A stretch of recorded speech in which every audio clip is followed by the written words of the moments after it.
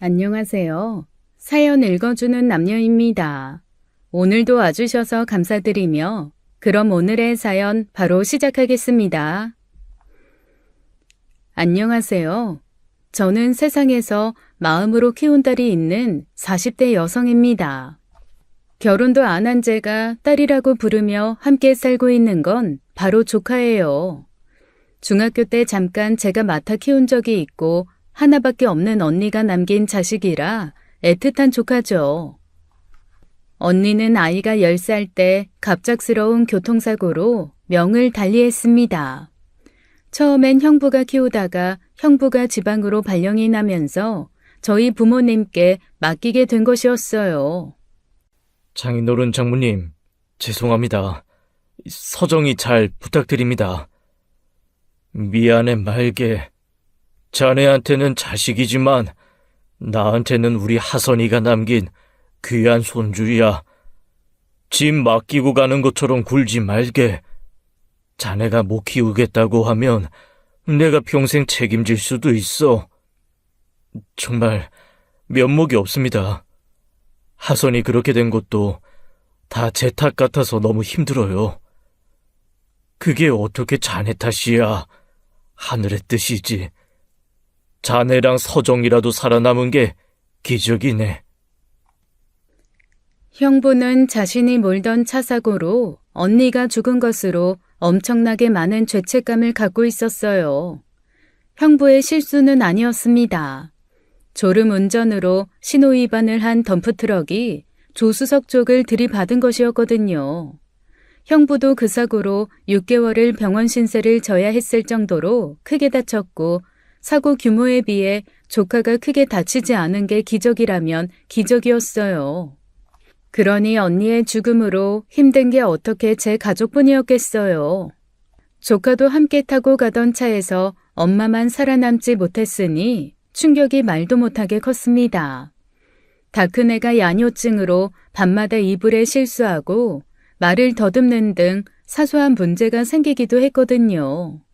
그때 저는 부모님과 함께 살고 있었습니다. 그래서 사실상 아이 학교 문제나 학원 문제는 제가 도맡아 했으니 제가 키운 거나 다름없었어요. 저는 조카를 평생 책임질 생각이었습니다. 다른 집보다 자매간의 의리가 각별했고 언니 생각하면 도저히 조카를 외면할 수 없었거든요. 그래서 부모님께도 미리 말씀을 드렸었어요. 엄마, 나 시집 안 가고 서정이 키울게. 하경아, 그래도 시집은 가야지. 서정이는 엄마랑 아빠가 책임질 테니까 너 괜한 생각하지 말고 시집 가.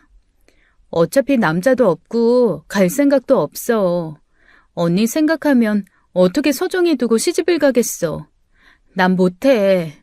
서정이까지 받아주는 남자가 있으면 모를까. 나는 절대 시집 안 갈 거야. 그때까지만 해도 저희는 조카를 영영 책임질 거라고 생각했었어요. 형부가 언제까지 지방에 있을지도 모르고 젊은 형부가 평생 혼자 살 리도 없으니 남의 손에 맡기는 것보다야 그게 훨씬 낫다고 생각했고요. 다행히 조카는 저희 집에서 지내면서 차츰 안정을 찾았고 여느 또래와 다름없이 웃으며 지내게 되었습니다. 그러던 어느 날 조카를 보러 온 형부가 조심스레 이야기를 꺼내더라고요. 장인어른, 저 다음 달에 식 올리게 됐습니다. 그래. 그래. 산 사람은 살아야지. 잘 됐네. 잘 됐어. 죄송합니다. 면목이 없어요. 죄 지었어? 한창 젊은 사람, 새 사람 찾아가겠다는데 누가 말려. 우린 자네가 죽은 하선이만 붙들고 사는 거 아닌가 내심 걱정했었어. 잘 살아. 하선이도 기뻐할 거야. 그날 형부는 저희 부모님 앞에서 눈물을 보였습니다. 언니가 죽은 지 3년이 지났으니 그렇게 이른 결정이라고 할 수는 없었어요. 하지만 서운한 마음은 어쩔 수가 없더라고요. 적어도 저는 형부가 좀 더 오랫동안 제 언니를 기렸으면 했거든요. 문제는 조카였습니다. 엄마는 조심스레 물으셨어요. 그럼 서정이는 어쩔 셈이야? 그게 솔직히 말씀드리면 그 사람이 아이를 원하지 않아요. 제가 설득을 해봤는데 아무래도 상처가 있는 아이를 키우는 게 부담스럽다고. 아, 그래. 그렇겠지. 남의 자식 함부로 키우는 거 아닌데. 저도 부모님도 조카를 맡아 키울 결심은 하고 있었지만 형부의 결정에 내심 서운했습니다. 그래도 언니가 낳은 자기 자식이잖아요. 그런데 재혼한 상대 때문에 아이를 키우기 힘들다고 하니 무책임하게 느껴지고 원망스럽기도 했죠. 말이라도 데려가겠다고 했으면 좋았을 텐데 언니도 조카도 두고 자기 인생만 찾아가는 것 같았습니다. 고민 많이 했어요. 그런데 서정이도 아버님, 어머님이랑 함께 사는 걸 더 좋아하는 것 같고 처제도 있으니 여러모로 여기가 더 낫다는 판단이 들었어요. 대신 제가 꼬박꼬박 양육비 보내겠습니다. 됐네. 우리가 돈이 없어 애를 못 키우는 것도 아니고.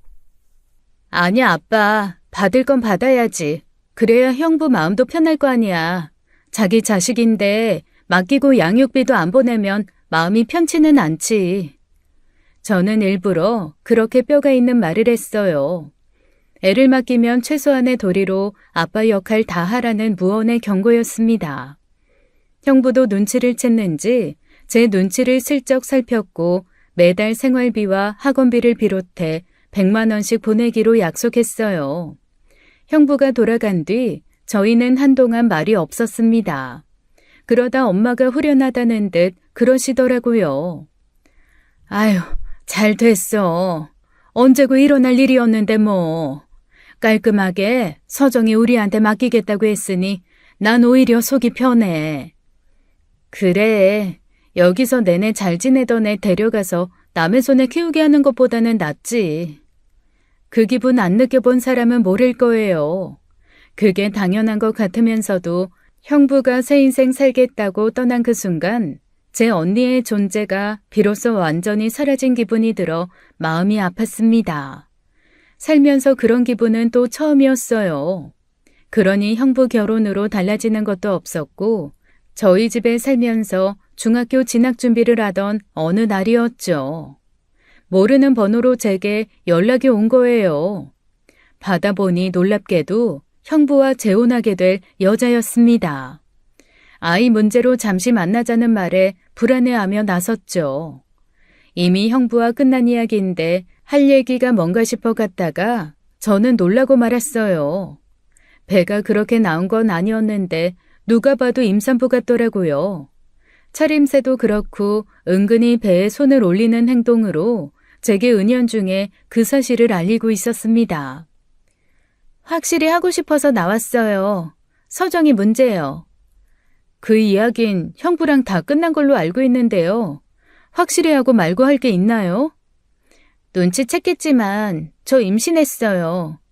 이기적이라고 생각할지도 모르겠지만 저는 경준 씨랑 그 아이 안 만났으면 좋겠어요.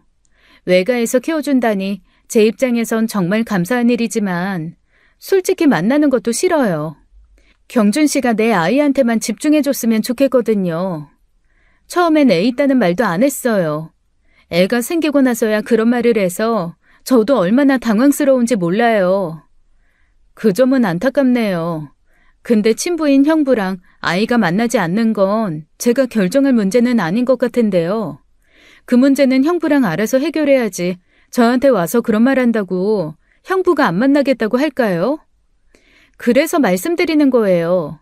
이모분께서 알아서 거리를 두면서 경준 씨와의 관계를 정리해줬으면 좋겠어요.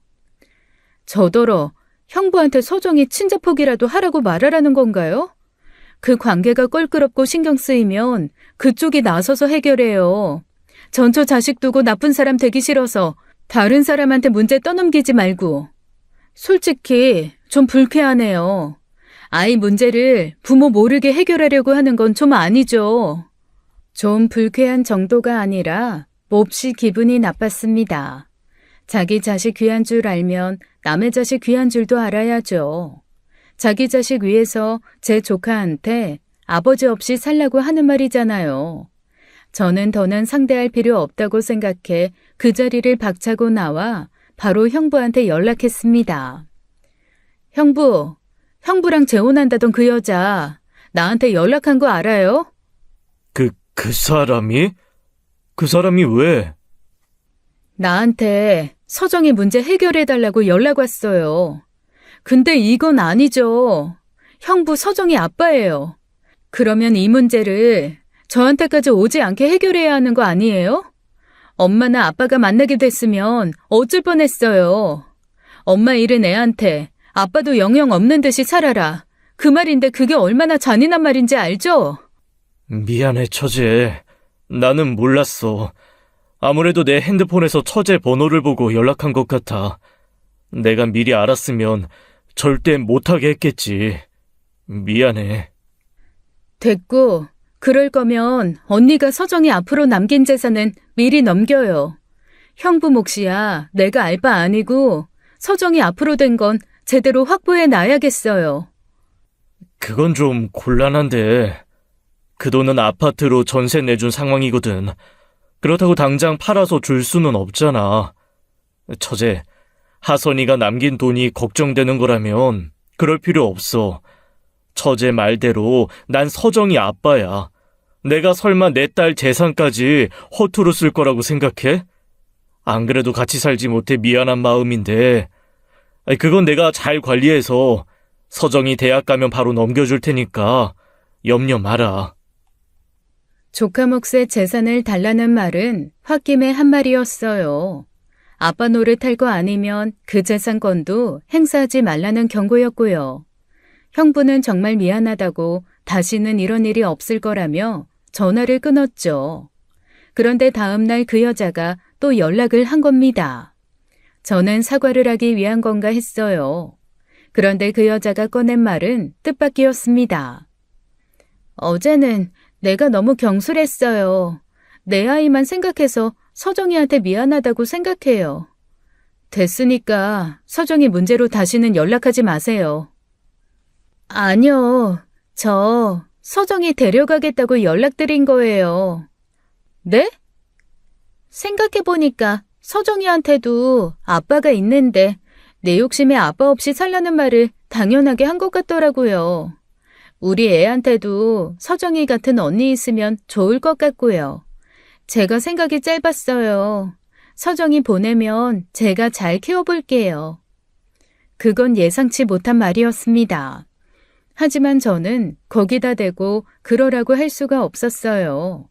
전날 만난 여자의 태도를 보아 조카가 그 집에 간다고 해도 절대 행복하게 지낼 수 있을 것 같지 않았거든요.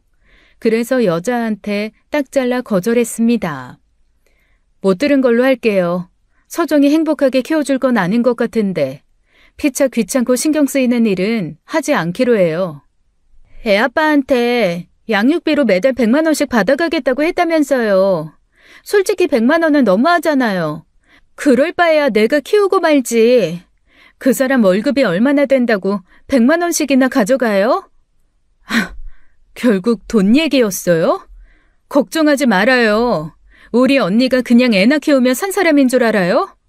형부 돈으로만 키우는 거 아니니까 쓸데없는 걱정하지 말고 애 문제에 손 떼요. 저는 너무 열받아 구역질이 날 것 같았습니다. 결국 돈 때문에 애를 데려가겠다고 한 것이었어요. 그런 여자가 애를 데려가서 어떻게 키우겠어요? 불보듯 뻔하죠. 근데 더 문제는 형부가 애를 데려가겠다고 나오면서 속수무책으로 조카를 빼앗기게 생겼다는 겁니다. 형부, 이런 법이 어딨어요? 서정이는 우리 집에 맡기겠다면서요. 미안하게 됐어, 처제. 와이프가 양육비 문제를 걸고 넘어져서 그 돈 보내면 자기도 결혼 안 하고 양육비나 받아 살겠다는데 나로서는 도저히 방법이 없었어. 상식적으로 생각해봐요. 지금 이 상황에서 그 여자한테 애 맡기면 그 여자가 서정이 엄마 노릇 제대로 할 것 같아요? 그 사람 그렇게 나쁜 사람 아니야. 내가 여러 가지로 그 사람한테 잘못한 게 있어서 그것 때문에 예민해서 그렇지. 유치원 교사까지 할 정도로 애 좋아하는 사람이고 서정이도 누구한테 미움 사례도 아니잖아. 유치원 교사고 뭐고 그런 문제가 아니잖아요. 교사는 교사고 계모는 계모인데 나는 그 여자 못 믿어요. 양육비? 그럼 보내지 마요. 그 돈 없다고 서정이 못 키우는 것도 아니고 우리 아빠 그 정도 능력은 되고 나도 서정이 위해서 살 수 있으니까. 처제, 서정이 내 자식이야. 알잖아. 처제가 지금 이렇게 고집 부려도 결국 애를 어디서 키우는지는 내가 결정한다는 거. 지금까지 우리 서정이 예쁘게 잘 키워준 거 잘 알아. 미안하고 고마워. 그리고 그 문제뿐만이 아니라 아무래도 나도 마음에 걸렸었어. 태어나 애 키우다 보면 우리 서정이 생각날 것도 같고 나도 아빠잖아. 정말 미치고 팔짝 뛰겠다 싶었습니다. 친부가 있는 한 저나 부모님께서 아이에게 내세울 수 있는 권리가 하나도 없었어요. 오만이라고 생각하실 수도 있지만 저는 형부가 새로 이룬 가정보다 아이를 더 행복하게 키울 자신이 있었습니다. 원래도 하나밖에 없는 조카라고 예뻐했지만 함께 살면서 더 각별한 사이로 유대감을 키웠거든요. 게다가 아이도 아빠한테 가고 싶지 않다고 했었어요. 하지만 그것만으로는 아이를 데려올 수 있는 법적 근거도 없었습니다. 형부가 아이를 학대한 것도 아니고 아이를 키우기 힘들 만큼 능력이 없는 것도 아니었으니까요. 결국 아이를 데려간 후 그 집에서 심각한 학대를 받고 나와야만 그나마 가능성이 있는 일이었어요. 그렇다고 아이가 학대받길 기다릴 수도 없는 노릇이라 어떻게든 형부 마음을 돌려보려고 했지만 소용이 없었습니다. 그러니 어쩌겠어요. 잘 지내길 바라며 보낼 수밖에요. 대신 언제든 보고 싶을 때마다 만날 수 있게 허락은 받았어요. 다행히 형부가 다시 서울로 발령이 나면서 마음만 먹으면 언제든 만날 수 있는 거리에 있었거든요. 조카를 보내던 날 저는 아이에게 휴대전화를 사주었습니다.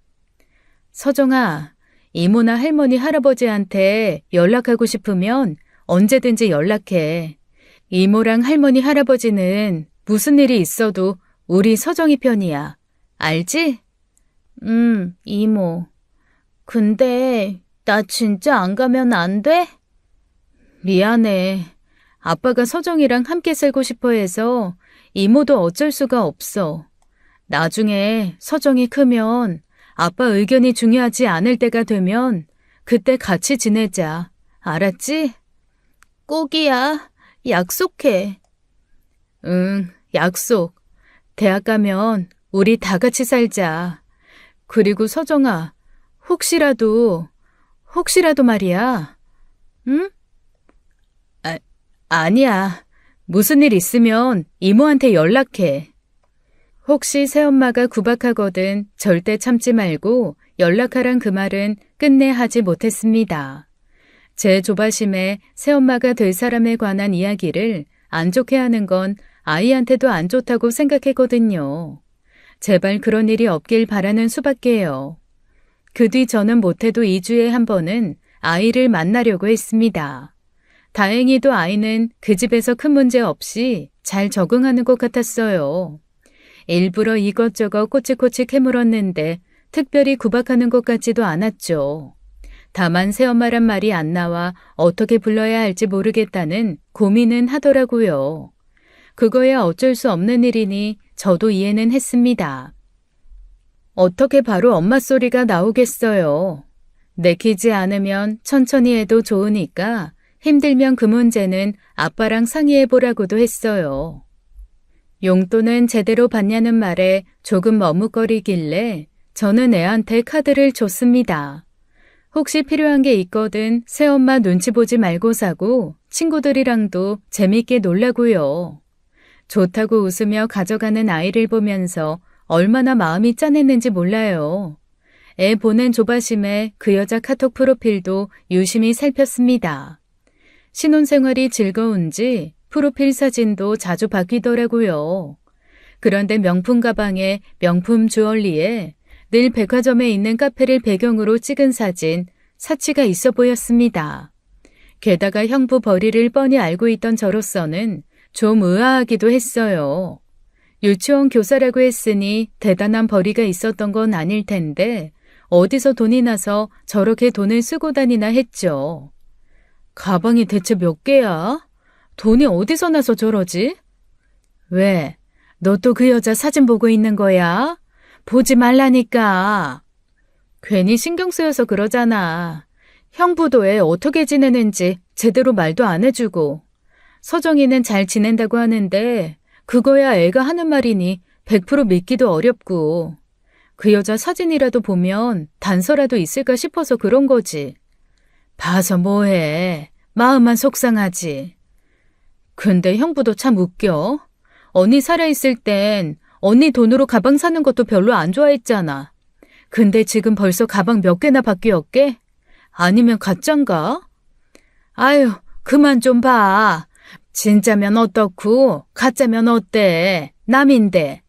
남의 집 사정은 남의 집 사정이니까 괜한 생각하지 말고 신경 꺼. 엄마 말이 맞아요. 그 집 사정이야 속속들이 들여다보지 않으면 모르는 거잖아요. 괜히 제가 그 여자가 싫으니 그런 것도 싫어 보이는 거다 싶어 애써 모른 척 했죠. 그러던 어느 날이었습니다. 조카가 카드를 쓰면 제게 연락이 오는데 학교에 있어야 할 시간에 연락이 온 거예요. 화장품을 파는 가게였는데 생각보다 나온 가격대에 다소 놀라기도 했습니다. 평소에는 식당에서 카드를 쓰는데 씀씀이가 생각보다는 좀 있더라고요. 친구들 앞세워 돈을 쓰나 보다 싶어 일단은 지켜보고 있었어요. 학교가 쉬는 날인가 빨리 끝났나 싶어 그날도 그냥 넘어갔고요. 그런데 그 일이 세 번째 일어나자 뭔가 이상하다 싶어 조카에게 연락을 한 거예요. 서정아, 너 어디야? 나? 학교지, 이모. 학교라고? 너 방금 화장품 사지 않았어? 지난주에도 많이 산 것 같던데 오늘 또 썼던데? 어? 그게... 이모, 실은 카드를 잃어버렸어. 뭐? 박서정, 그러면 진작 말을 했어야지. 분실 카드는 다른 사람이 주우면 자기 것처럼 쓸 수 있는 거란 말이야. 아휴, 됐다. 내가 너한테 말을 안 해준 내 탓이지. 일단 끊어봐. 이모 경찰에 신고해야 돼. 뭐? 경찰? 이모, 잠깐만. 왜? 그게 아니라, 실은 잃어버린 게 아니라. 잃어버린 게 아니라고? 그럼 누가 쓰는 건데? 잠깐만. 설마. 아줌마한테 뺏겼어.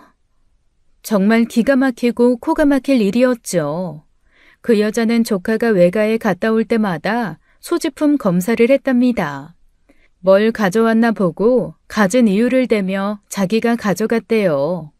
제가 쓰다 조카가 예쁘다고 해서 비싼 귀걸이를 준 적 있는데 학생이 그렇게 비싼 거 가지고 다니면 안 된다고 가져갔다는 거예요. 그도 모자라 이번엔 씀씀이 헤퍼진다며 제가 준 카드까지 가져갔던 거죠. 세상에 얼마나 뻔뻔한 여자면 그렇게 빼앗아 가놓고 아무렇지 않게 쓴답니까? 그러니 교육이니 뭐니 그런 명분은 다 거짓말이죠. 저는 바로 형부한테 연락해 이 사실을 알렸습니다.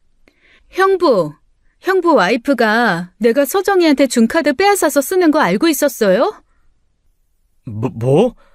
아이, 그랬어? 설마 모르고 썼겠지. 그 사람이 돈이 없는 것도 아닌데 왜 처제가 준 카드를 썼겠어? 애초에 내가 서정이 쓰라고 준 카드를 왜 빼앗아요? 애가 새엄마 눈치 보면서 필요한 용돈도 못 쓸까봐 일부러 준 건데. 형부, 서정이 어떻게 지내는지 알고는 있어요? 일한다는 핑계로 어떻게 지내는지 잘 모르는 거 아니고? 그런 거 아니야. 처제 자꾸 그런 식으로 말하면 나도 좀 화나. 나한테 아빠 노릇 제대로 하는 거냐? 그렇게 묻고 있는 거잖아. 나도 배다른 애들 키우면서 나름 고충도 많다고. 그런데도 서정이 잘 키우려고 얼마나 노력하는데. 아무튼 주의 좀 해주세요. 서정이는 카드 가져가서 한 번도 쓴 적 없다니까 형부 와이프가 쓴 32만 5,630원 한 푼도 빼놓지 않고 보내고요. 저는 전화를 끊고도 이를 갈았어요. 아무리 생각해도 정도 안 가고 열받는 여자였습니다. 형부는 제게 돈을 붙이면서 자기 와이프가 자기 카드인 줄 알고 착각해 썼다더라는 말도 안 되는 변명을 하더라고요. 듣고 싶지도 않고 들어도 이해도 안 가는 이유라 그저 기가 막혔습니다. 그쯤 되니 그 여자가 애 앞으로 된 재산에 눈독은 안 들이는지 걱정이 되더라고요. 저희 언니는 이른 나이부터 사업을 했었습니다. 고등학교 때부터 옷에 관심이 많았던 언니는 대학도 포기하고 도매시장에서 옷을 떼다가 옷을 팔았어요. 그러다 형부를 만나 이른 나이에 결혼했고 그러면서도 자기 사업은 한 번도 쉬지 않았던 사람이죠. 거기다 온라인 쇼핑몰로 매장을 확장해 어린 나이에 큰돈을 번 편이었어요. 형부보다 벌이가 좋았고 그래서 살던 집 말고 언니 앞으로 된 아파트가 하나 있었죠.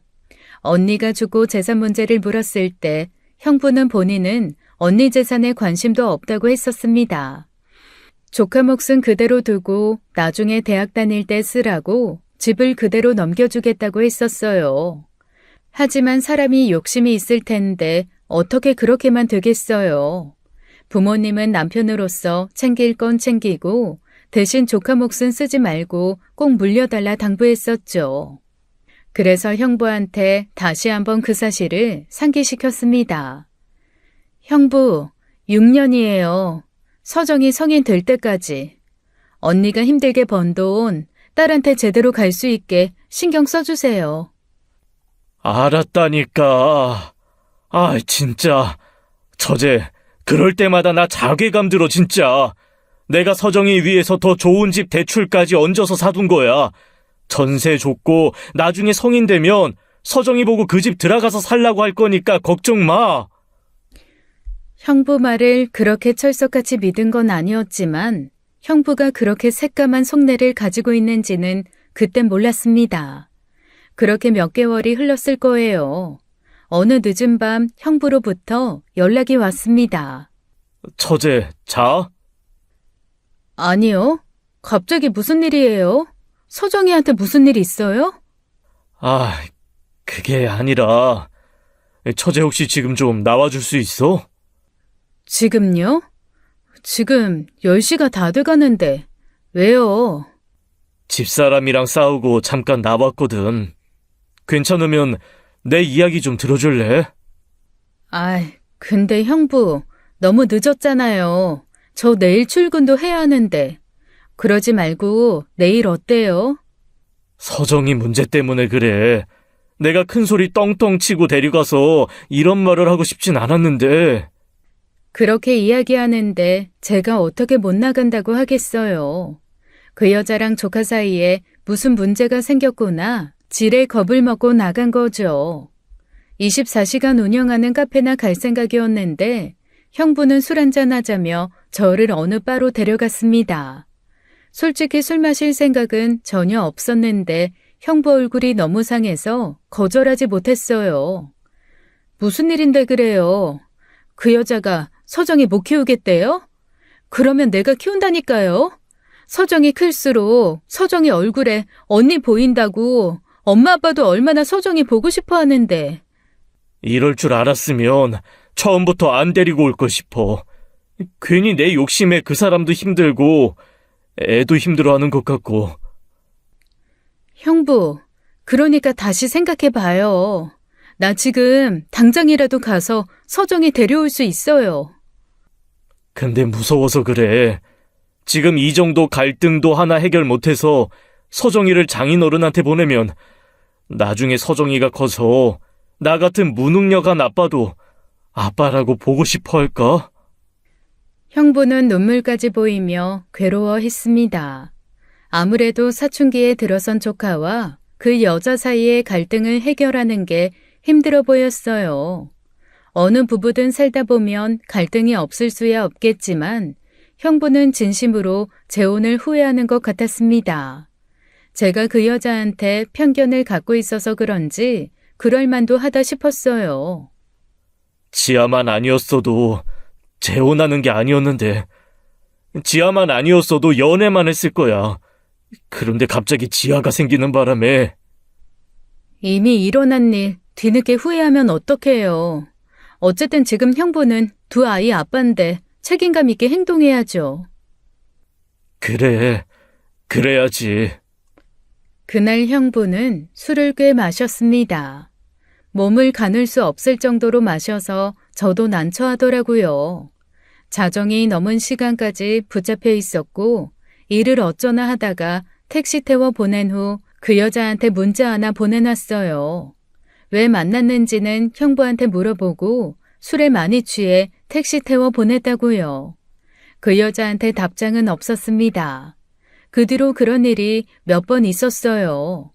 이유도 각양각색이었습니다. 조카가 엄마라고 안 부르는 것 때문에 아내가 서운해한다.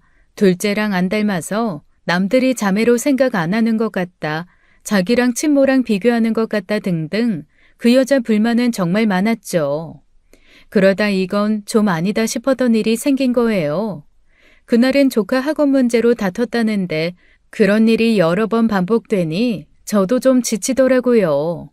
그럴 거면 그냥 우리 집에 보내면 될 일인데 왜 사서 저렇게 고생을 하나 한심하기도 하고요. 그런데 어느 정도 술이 좀 간 형부가 은근슬쩍 제 허벅지에 손을 대는 게 아니겠어요. 은근한 손길에 깜짝 놀라 허벅지를 치웠는데 너무 당황스러웠습니다. 그런데 그 후로도 은근히 어깨 동무한다든지 제 어깨에 머리를 기댄다든지 선을 넘는 행동을 하더라고요. 이건 아니다 싶어 형부한테 단호하게 말했습니다. 그런데 형부가 저를 지그시 바라보며 그러는 거예요. 형부, 왜 이래요? 취했어요? 처제, 차라리 우리 그냥 같이 살까?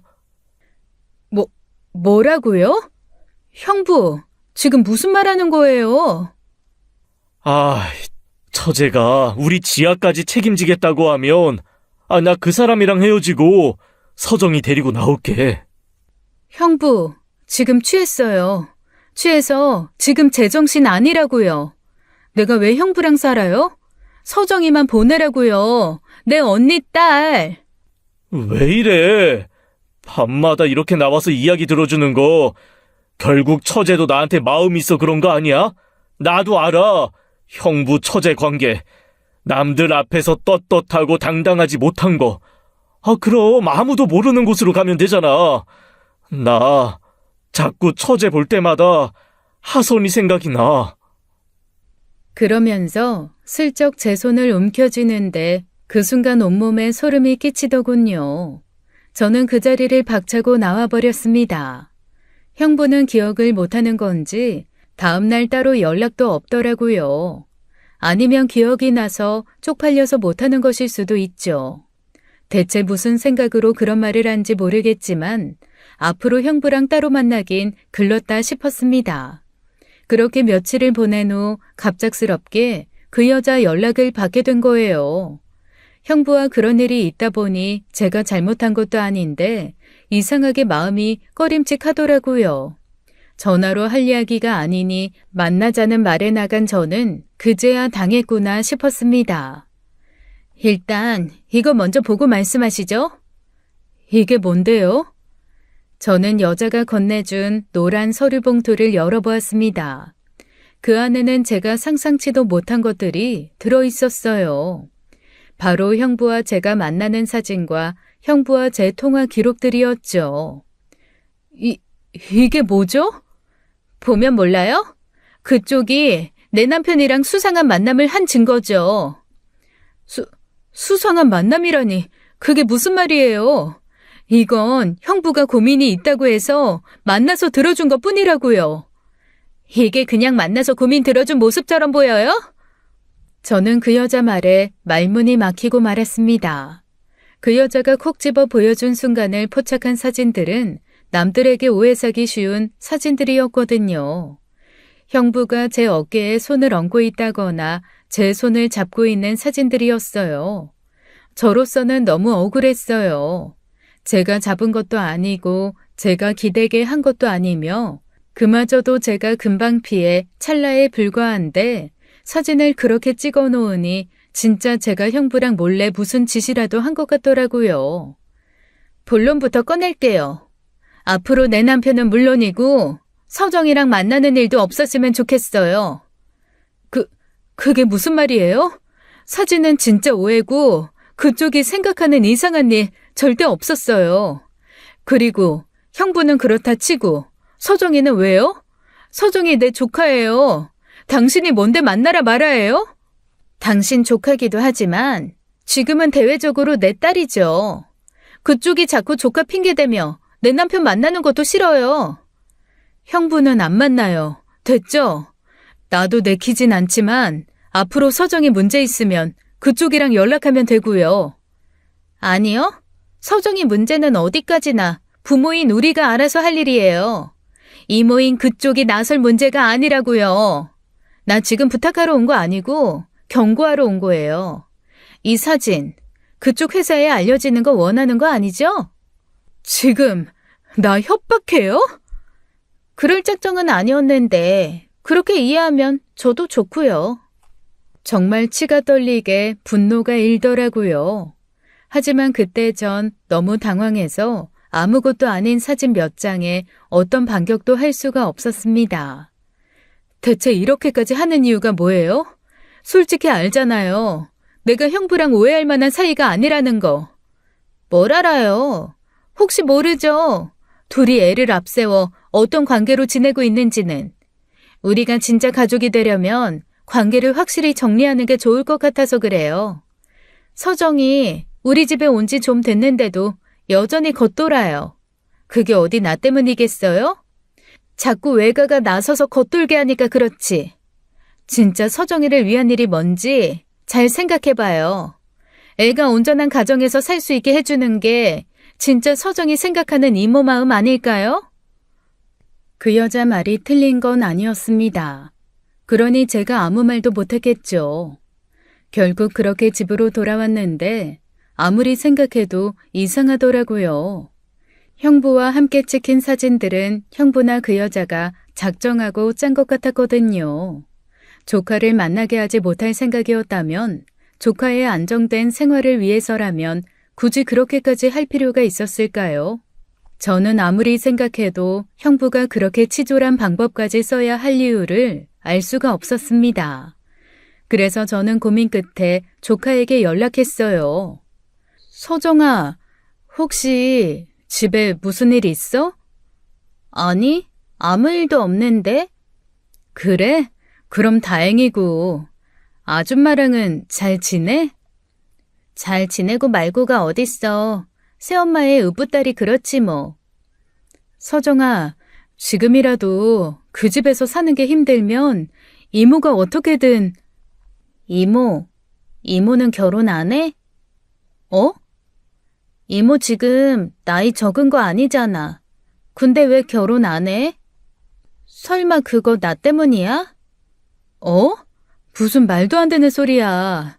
이모 남자친구도 없어. 그러니까 왜 남자친구도 안 사겨? 나 어렸을 때 외할아버지 집에서 살 때 말이야. 그때 이모가 했던 말 나 기억해. 결혼 안 하고 이모가 나 끝까지 책임질 거라는 말. 그걸 기억해? 이모가 왜 나를 책임져? 그때는 외할아버지 집에서 살고 싶어서 나도 그러고 싶었는데 나도 이제 크니까 알겠더라. 그게 얼마나 민폐인지. 나 엄마 딸이지 이모 딸 아니잖아. 서정아, 이모는 나 아빠랑 살 거야.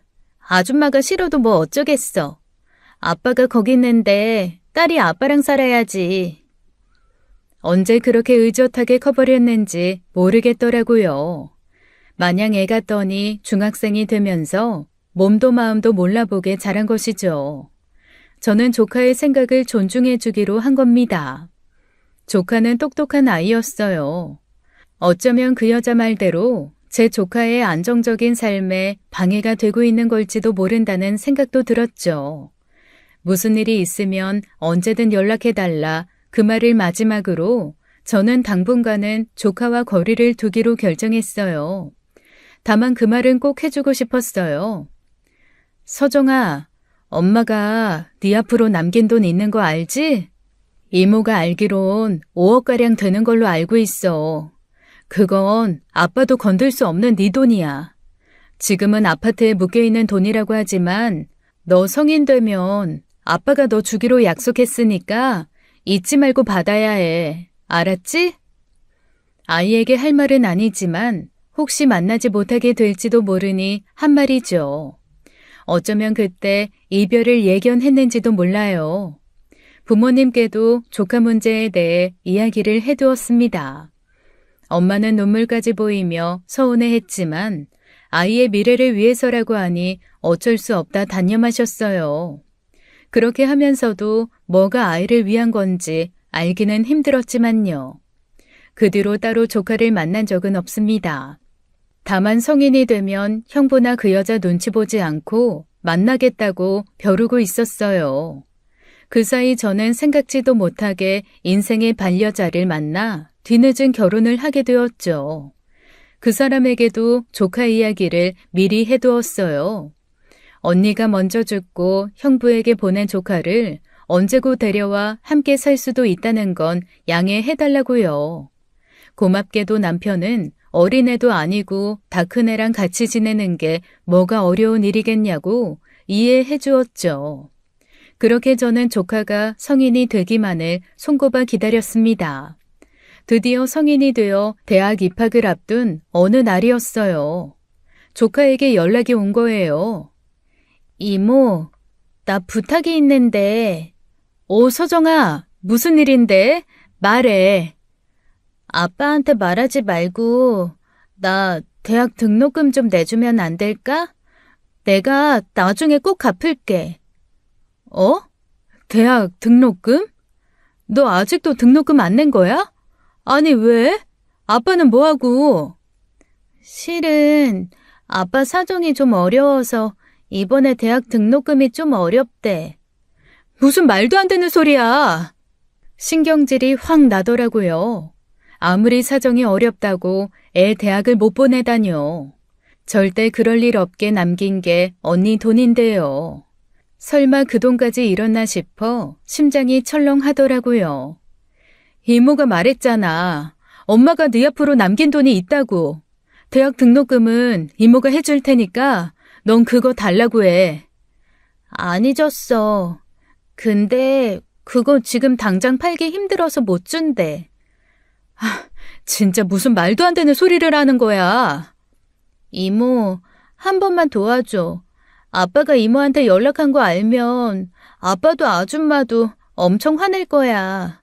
무슨 문제가 있어도 이모나 할머니, 할아버지한테 연락하지 말라고 했었단 말이야. 조카는 울먹이며 이야기를 했습니다. 그래서 일단 애를 진정시키며 알겠다고 한 후 등록금을 보내주었어요. 한번 만나자고 했는데 학기 초라 바빠서 시간이 안 난다고 해서 제가 학교로 찾아갔죠. 이왕 이렇게 된 거 앞으로 저랑 같이 살자고 하려고 간 것이었어요. 그런데 조카를 찾아간 학교에서는 뜻밖의 말을 들은 겁니다. 박서정이요? 우리 과에 그런 애는 없는데. 네? 분명히 여기 영어 영문학과라고 했는데 다시 한 번만 알아봐 주실래요? 알아는 보겠는데요. 정말로 없는 게 확실해요. 제가 과대라 이번 신입생 다 알거든요. 알아보니 그 학교 그 과에는 조카가 입학한 사실이 없다는 거예요. 대체 이게 어떻게 된 일인가 싶어 조카에게 연락했더니 조카는 아무렇지 않게 거짓말을 하더라고요. 서정아, 이모 학교야. 사실대로 말해. 학교라고? 왜 연락도 없이 왔어? 지금 그게 중요해? 너 어디야? 어딘지 당장 말해. 나 지금 서울 아니란 말이야. 조카가 꺼낸 말은 뜻밖의 말이었습니다. 알고 보니 조카는 2년 전부터 강원도 춘천에 살고 있었어요. 강원도라니, 춘천이라니요. 형부도 서울에 살고 있는 걸로 알고 있는데 연고도 없는 곳에 왜 있었는지 이해가 되지 않았습니다. 저는 놀란 마음을 애써 진정시키고 조카가 보낸 주소로 갔어요. 그곳에 가니 어느덧 또 훌쩍 자란 조카가 있더라고요. 조카는 춘천에 원룸을 얻어놓고 혼자 살고 있었어요. 이게 어떻게 된 일이야? 춘천이라니. 너 그럼 고등학교도 여기서 나온 거야? 아줌마 친정이야. 뭐? 서정아, 이모가 이해가 되게 좀 이야기해봐. 너가 왜 그 여자 친정에서 살아? 너한테 외가가 없어 뭐가 없어? 왜 멀쩡한 외가 두고 의붓 동생 외가에서 지내? 아줌마가 그러라고 해서 나도 오고 싶어서 온 거 아니야. 원래도 사이가 좋았던 건 아니지만 갈등이 깊어진 건 고등학교 2학년 때였다고 해요. 조카에게 들어가는 학원비가 늘자 그 일로 싸움도 잦아졌대요. 그러니 그 여자가 조카에게 사사건건 시비 거는 날도 많고 그날도 별거 아닌 일로 혼났답니다. 어린 의붓 동생이 입에 건전지를 넣으려고 하기에 놀라서 손을 쳤는데 울면서 조카가 때렸다고 일렀나 봐요. 조카가 동그란 건전지 보여주면서 그걸 입에 넣으려고 했다고 항변했는데도 듣지도 않고 기다렸다는 듯이 소리를 고래고래 지르며 혼냈답니다. 자기 안 보는 데서 지금까지 동생 구박하고 때리고 있었냐고요. 형부도 그 여자가 말도 안 되는 억지를 부린다는 걸 알면서도 조카 편이 되어주지 않고요. 결국 그 여자는 자기 친정집에 애를 보내기에 이른 거예요. 이해가 안 되더라고요. 그렇게 키우기 힘들고 싫었으면 진작 외가에 보내면 될 일이잖아요. 왜 굳이 자기 부모한테 남의 자식을 맡기나요? 결국 그건 돈 때문이었습니다. 똑같은 돈을 써도 저희 집에 양육비 주는 게 싫어 자기 부모한테 돈을 주고 맡긴 거죠. 그럼 이모한테 연락해야지. 그 집이 어디라고 거기까지 가. 서정이 너 바보야? 이모는 너 되게 똑똑하다고 생각했는데 상황 파악이 그렇게 안 돼? 이모 결혼했다면서. 그럼 내가 어디로 가? 뭐? 그게 무슨 상관이야. 내가 결혼하면 너 책임 못 진다고 누가 그래? 조카가 우물쭈물하는 걸 보며 누구한테 무슨 소리를 듣긴 들었구나 싶더라고요. 계속해서 조카를 추궁하자 조카는 아빠랑 새엄마가 그랬다고 실토하고요. 이모 늦은 나이에 겨우 결혼해서 시집 간 건데 내가 연락하면 그것만큼 민폐도 없다고. 어렸을 때 그나마 키워준 은혜 생각하면 그래서 되겠냐고. 누가 그래? 아빠가? 그 여자가 진짜 그랬단 말이야? 진짜 정신이 나갔나? 저는 바로 형부에게 연락했습니다. 그날 이후로 연락한 게 처음이었어요. 형부는 생각지도 못했는지 당황해 전화를 받더라고요. 처제, 어쩐 일이야? 형부, 서정이가 왜 춘천에 있어요? 서정이 그게 기어이 처제한테 연락했나 보네. 어쩔 수 없는 사정이 있었어. 어쩔 수 없는 사정이 있었으면 나한테 보냈어야죠. 왜 얼굴도 모르는 생판 남한테 애를 맡겨요? 진짜 제정신이에요? 형부가 언니 생각했으면 감히 그럴 수 있었냐고요. 왜 그 사람 이야기를 꺼내고 그래? 그렇다고 내가 뭐 부족하게 키운 줄 알아? 처가에도 양육비 줘가면서 부족함 없이 키웠다고. 부족함 없이 자란 애가 대학을 못 가서 학비를 달라고 해요? 대학도 못 들어가는데 무슨 학비? 학원도 안 보내고 애를 놨으니 대학에 못 갔죠. 진짜 형부 그러는 거 아니에요. 지금 처자식만 가족이에요? 서정이도 형부 자식이에요. 잘 키우겠다고, 아빠 노릇하고 싶다고, 나중에 부끄럼 없는 아빠 되겠다고 데려가 놓고 어떻게 애를 저렇게 키워요? 나는 최선을 다했어. 재혼 가정에서 애 키우는 게 뭐 그렇게 쉬운 일인 줄 알아? 됐고요. 서정이 앞으로 된 그 아파트 이제 줘요. 지금 당장 필요도 없는데 그 아파트는 왜? 지금 애 원룸 월세 살아요. 연고도 없는 춘천에서. 애를 그럼 내내 여기다 두겠다는 거예요? 당장 내놔요. 언니가 애한테 남긴 거 다 내놓으라고요. 누가 떼먹는데? 그리고 처제가 왜 나서서 난리야? 이미 서정이랑 끝난 이야기야. 지금 내가 급한 사정에 쓰고 나중에 주기로 했다고. 나중에 언제요? 그 여자 카톡 사진 보니까 여행도 다니고 살 거 다 사면서 호의호식 하더니. 그래도 그 안에 서정이도 같이 있는 줄 알았지. 서정이만 쏙 빼고 그렇게 살 줄 누가 알았냐고. 형부, 양심에 털났어요? 아니면 그 여자랑 같이 살다 돌아버린 거예요? 처제, 말 조심해. 아무리 하선이 동생이라도 참는데 한계가 있다고. 한계요? 누가 한계까지 참았는지 어디 한번 두고 보죠. 저는 그 길로 조카 짐을 싸서 서울에 있는 집으로 데려왔습니다. 아무래도 한번 본 적도 없는 이모부와 한 집에 사는 건 불편하다고 해서 부모님 집으로 데려갔어요. 생각지도 못하게 꿈에서나 그리던 조카를 안고 엄마는 펑펑 눈물을 쏟았습니다. 그도 그럴 것이 다 큰 얼굴 보니까 신기하게 죽은 언니 얼굴이 더 많이 보이더라고요. 조카가 그간 힘들게 산 것을 듣고 엄마는 조카도 많이 혼냈어요. 왜 그렇게 미련스럽게 살았냐고, 그런 건 왜 엄마를 안 닮았냐고 하시면서요. 저는 다음날 바로 변호사를 찾아가 그 문제를 상의했습니다. 조카와도 충분히 상의 후 형부를 상대로 반환 청구 소송을 냈어요. 그러자 바로 제게 연락이 오더라고요. 처제, 진짜 1억이야? 가만히 있는 순진 아내 꼬드겨서 재산 가져가서 뭐하게? 가만히 있는 순진 안에 꼬드겨서 재산 갈취한 건 형부겠죠. 착각하지 말아요. 그 돈 형부 거 아니고 서정이 거니까. 한 푼도 남김없이 줘야 할 거예요. 그 돈 그 여자나 형부 둘째한테 한 푼이라도 썼으면 내가 지옥 끝까지 찾아가서 전부 받아내서 서정이 줄 거니까 그렇게 아세요. 처제 이렇게 나오면 곤란한데? 그렇게 떳떳할 일은 아니잖아. 그게 무슨 말이에요? 그때 우리 사진 말이야.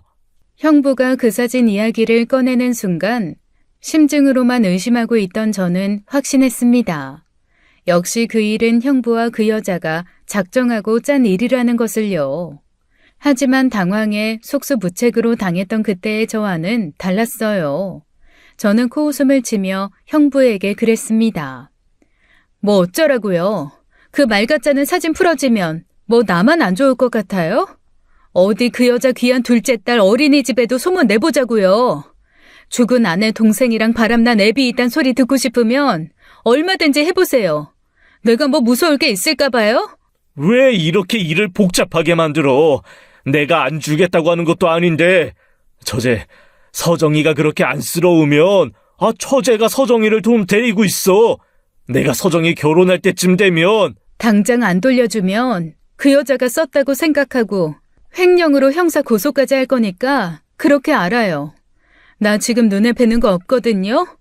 애 이 지경이 될 때까지 모르고 있었던 것만으로도 충분히 속상하니까 적당히 넘어갈 생각하지 마세요. 형부는 그제야 발등에 불 떨어진 사람처럼 굴었습니다.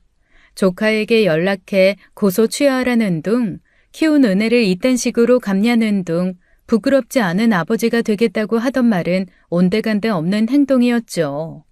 결론적으로 언니가 남긴 그 돈은 끝끝내 보내지 않았습니다. 돈이 없다는 이유였어요. 알고 보니 형부는 진작 그 아파트를 팔아 주식에 투자한 후 말아먹은 상황이었죠. 정 안 되겠다 싶으니 배째라는 식으로 나오더라고요.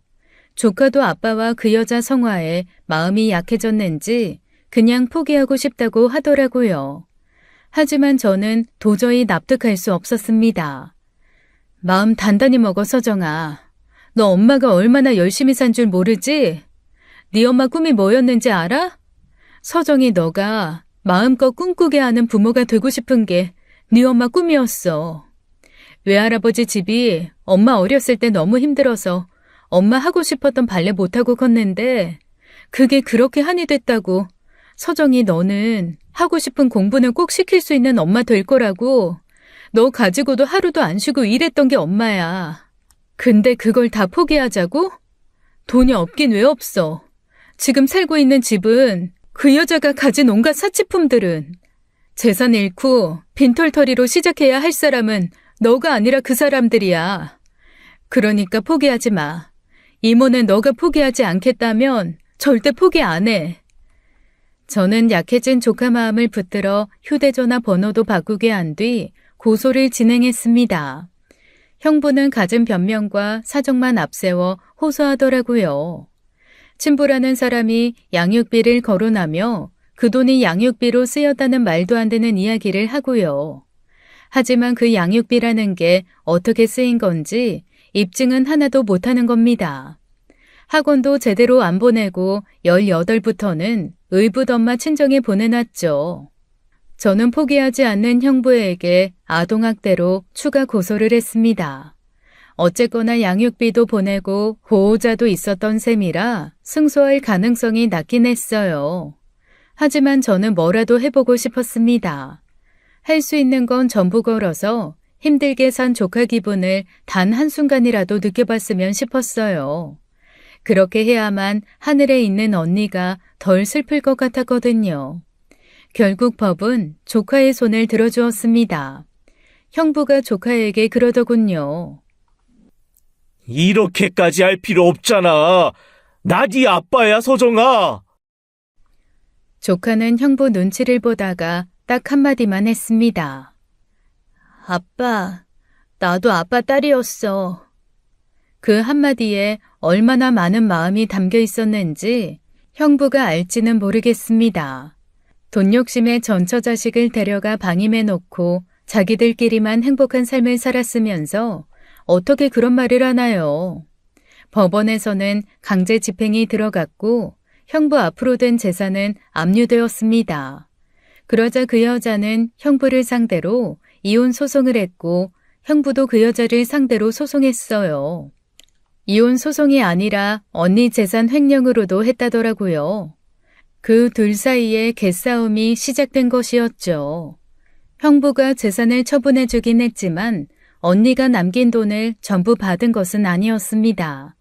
전처 상대로 소송해 나머지를 채울 생각인 것 같은데 어떻게 될지는 모르겠어요. 누군가는 그러더라고요. 그래서 결국 아버지를 잃게 된 건데 이모가 나서서 그렇게까지 했어야 하냐고요. 그 말을 한 사람에게 제가 그랬습니다. 개차반 같은 아버지 잃고 든든한 부모 같은 이모와 외가 식구들을 되찾지 않았느냐고요. 부모란 이름은 다양하게 쓰일 수 있다고 생각합니다. 굳이 친부나 친모가 아니어도 되잖아요. 조카가 얼마 전부터 재수학원을 다니기 시작했어요. 그래도 엄마도 못 해본 대학 생활은 해봤으면 좋겠다는 외할아버지 말에 순순히 그러겠다고 하더라고요. 성인이 되자마자 너무 많은 상처를 받은 제 조카가 앞으로 커다란 날개를 펴고 훨훨 날아오를 수 있도록 응원해 주시겠어요? 지금까지 사연 읽어주는 남녀였습니다. 끝까지 시청해 주신 여러분 감사드리며 저희는 다음 사연으로 돌아올게요. 감사합니다.